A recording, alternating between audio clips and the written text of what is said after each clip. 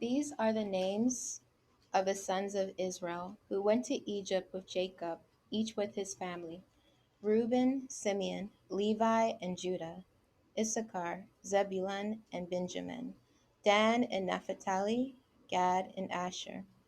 The descendants of Jacob numbered 70 in all. Joseph was already in Egypt.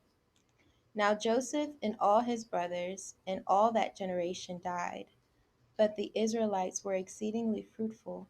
They multiplied greatly, increased in numbers, and became so numerous that the land was filled with them.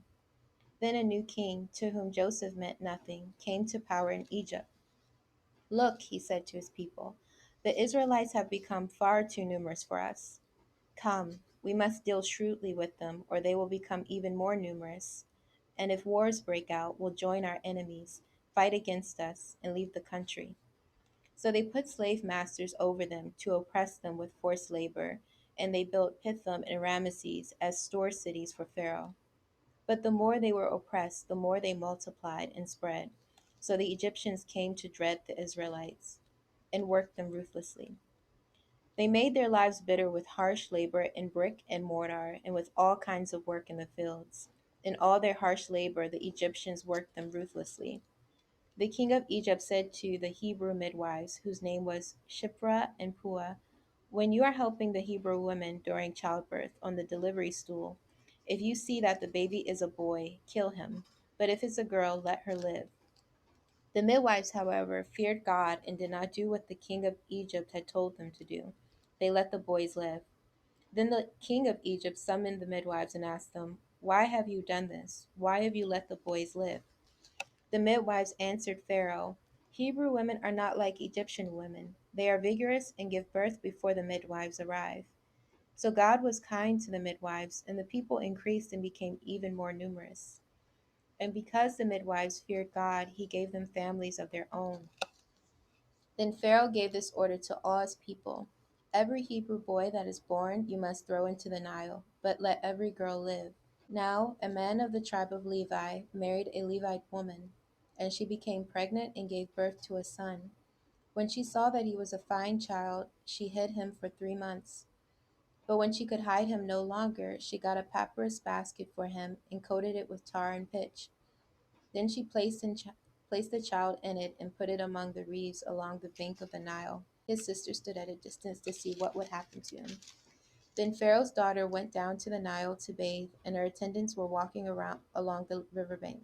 She saw the basket among the reeds and sent her female slave to get it. She opened it and saw the baby. He was crying, and she felt sorry for him.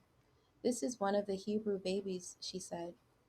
Then his sister asked Pharaoh's daughter, shall I go and get one of the Hebrew women to nurse the baby for you? Yes, go, she answered. So the girl went and got the baby's mother. Pharaoh's daughter said to her, take this baby and nurse him for me, and I will pay you. So the woman took the baby and nursed him.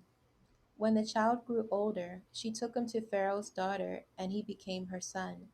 She named him Moses, saying, I drew him out of the water. One day, after Moses had grown up, he went out to where his own people were and watched them at their hard labor. He saw an Egyptian beating a Hebrew, one of his own people. Looking this way and that and seeing no one, he killed the Egyptian and hid him in the sand. The next day he went out and saw two Hebrews fighting. He asked the one in the wrong, why are you hitting your fellow Hebrew? The man said, who made you ruler and judge over us? Are you thinking of killing me as you killed the Egyptian? Then Moses was afraid and thought, what I did must have become known. When Pharaoh heard of this, he tried to kill Moses. But Moses fled from Pharaoh and went to live in Midian, where he sat down by a well. Now a priest of Midian had 7 daughters, and they came to draw water and fill the troughs to water their father's flock. Some shepherds came along and drove them away. But Moses got up and came to their rescue and watered their flock. When the girls returned to Ruel, their father, he asked them, why have you returned so early today? They answered, an Egyptian rescued us from the shepherds. He even drew water for us and watered the flock. And where is he? Reuel asked his daughters, "Why did you leave him? Invite him to have something to eat." Moses agreed to stay with the man who gave his daughter Zipporah to Moses in marriage. Zipporah gave birth to a son, and Moses named him Gershom, saying, "I have become a foreigner in a foreign land." During that long period, the king of Egypt died. The Israelites groaned in their slavery and cried out, and their cry for help because of their slavery went up to God. God heard their groaning, and he remembered his covenant with Abraham, with Isaac, and with Jacob. So God looked on the Israelites and was concerned about them. Love God. The title of my message is God Chooses and Trains Moses. So we are studying the book of Exodus. So Exodus means to leave. So we call it Exodus because the departure of Israel from Egypt is the dominant historical fact in this book. Exodus records the history of the Israelites from leaving Egypt to receiving the law at Mount Sinai. God brought them out of Egypt with a mighty hand and rescued them from their slavery and began to train them to be a kingdom of priests and a holy nation. But, but even though they were freed from their slavery, they did not live like a free people.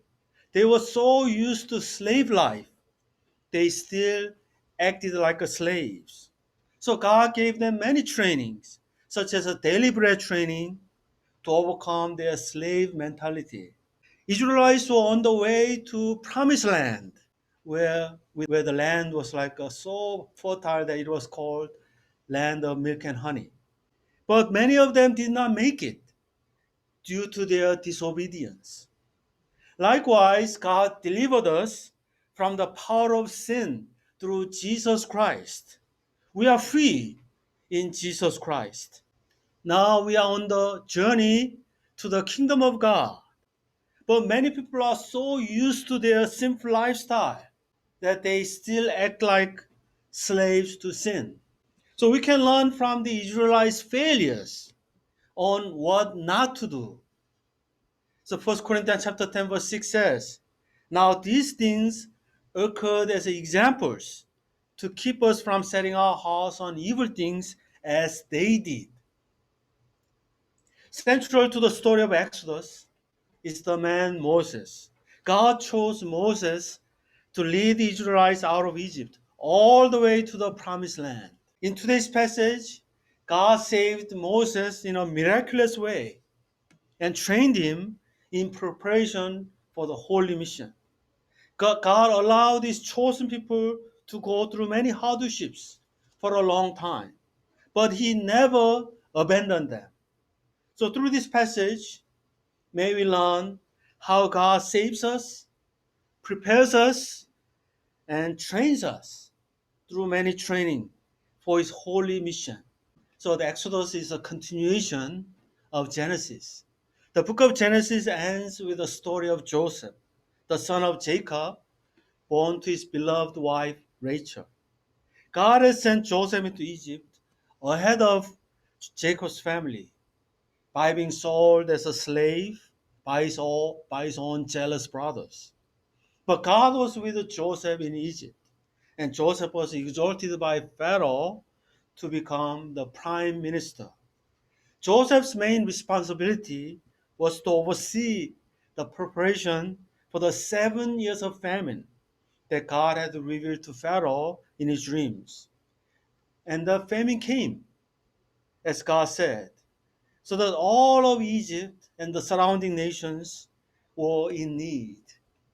Joseph managed the affairs of Egypt with great integrity, and as a result, he saved many lives, and at the same time, built up the nation of Egypt. Spiritually speaking, the most important thing Joseph did was to serve as a shepherd for Jacob and his 11 sons. Joseph helped his brothers to repent of their sin of selling him as a slave. Once they had repented, he arranged for them and their father Jacob to come down and settle in Egypt, in the fertile land Goshen. They would live as shepherds.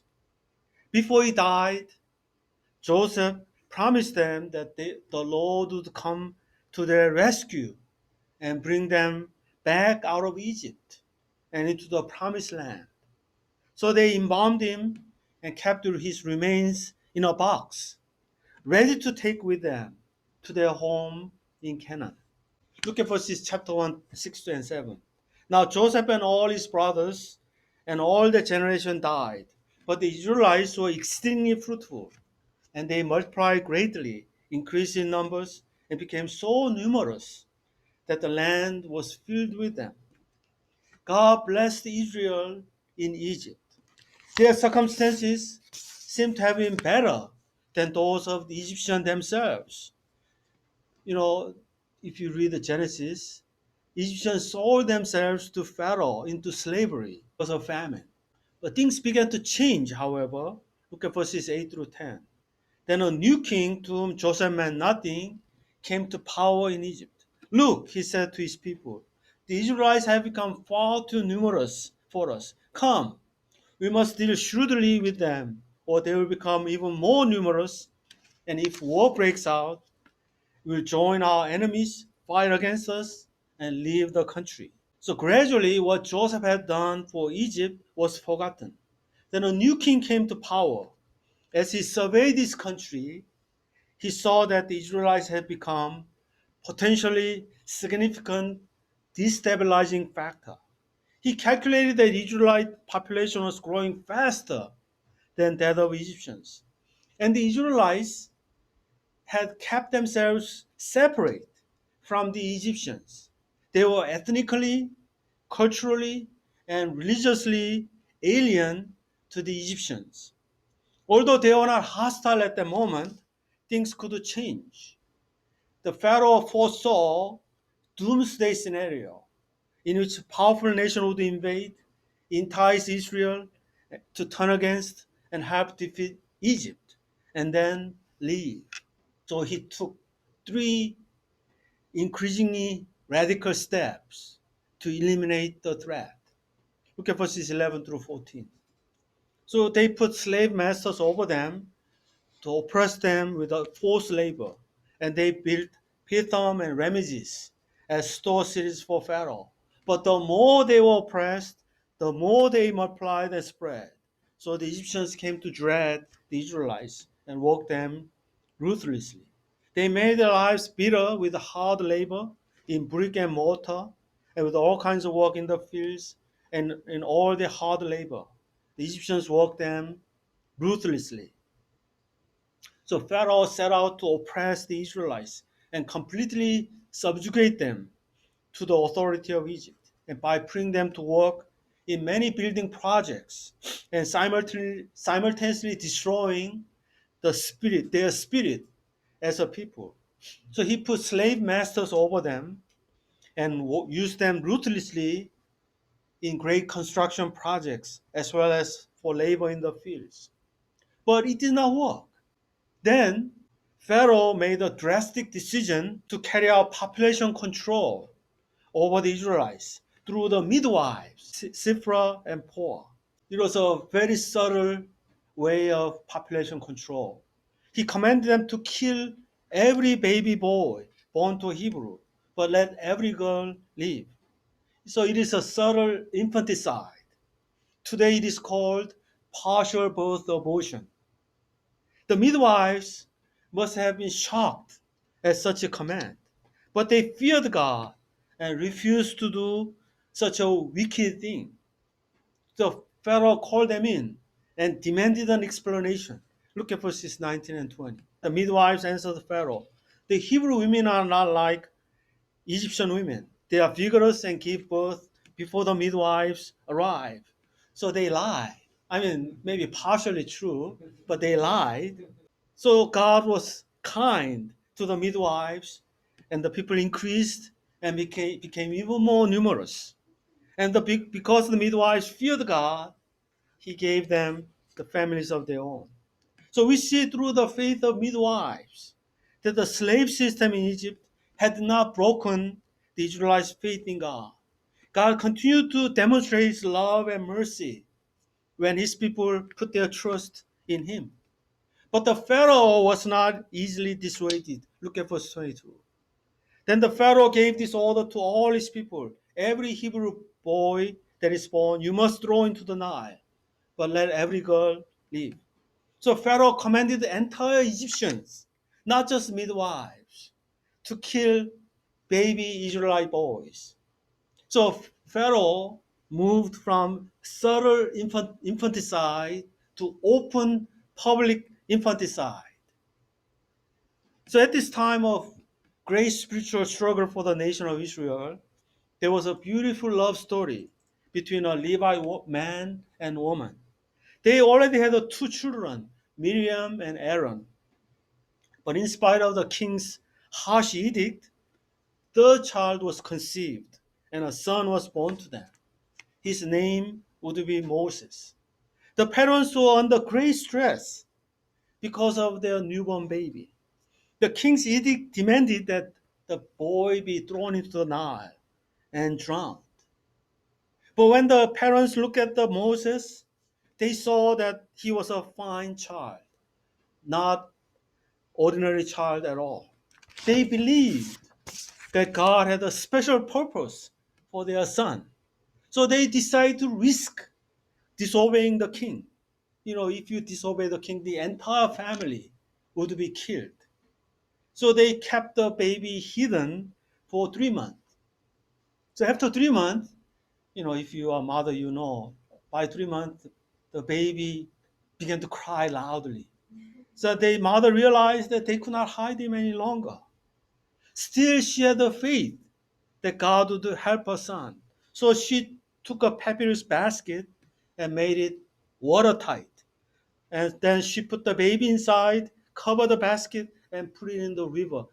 But not in the river, in the middle of the river, but in the among the reeds near the bank of the Nile. She had her daughter Miriam watch to see what would happen. So she hoped that some Egyptian would come and get the baby.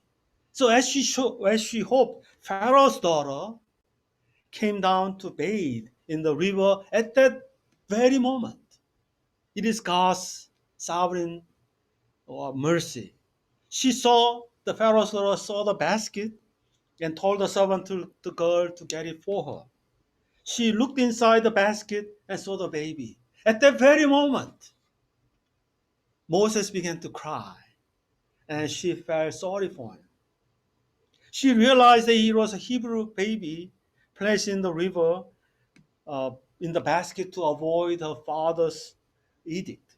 So her heart was moved by the faith and love of the mother who had done this. So she must have been oppressed by her own father's harsh edict, her cruelty and ruthlessness. She must have been amazed at the Hebrew mother's faith.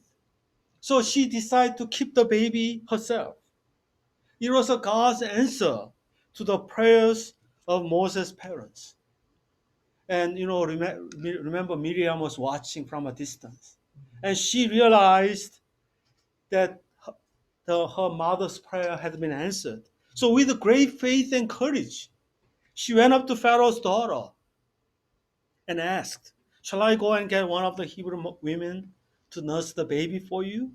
I mean, it took a great faith to walk up to Pharaoh's daughter to ask that. So look at verses 8 through 10. "Yes, go," she answered. And the girl went and got the baby's mother. Pharaoh's daughter said to her, "Take this baby and nurse him for me, and I will pay you." So the woman took the baby and nursed him. When the child grew older, she took him to Pharaoh's daughter, and he became her son. She named him Moses, saying, "I drew him out of the water." In this way, God accepted the faith of Moses' parents and chose Moses as his servant. Moses was raised at first by his own mother, who planted in him his identity as a child of God. Then he was adopted by Pharaoh's daughter, and he was raised as a prince of Egypt. Acts chapter 7, verse 22 says, Moses was educated in all the wisdom of the Egyptians and was powerful in speech and action. So Moses received princely training as the son of Pharaoh's daughter. By God's grace, his life fate was changed from being killed as a baby boy to becoming a great man in this world. But his turnabout was not for his sake. He had been chosen by God and was being trained by him for the sake of his enslaved people. He lived in palace for 40 years. So at the age of 40, Moses was already a man with many responsibilities and with great prospects as one of the princes of Egypt. But somehow Moses felt something was missing. He felt he was not comfortable in his role as a prince. So one day he went out to look at his own people, the Hebrews. Look at verses 11 through 12. One day after Moses grown up, he went out where his own people were and watched them at their hard labor. He saw Egyptian beating a Hebrew, one of his own people, looking this way and that and seeing no one. He killed the Egyptian and hid him in the sand. So Moses saw his people in their suffering.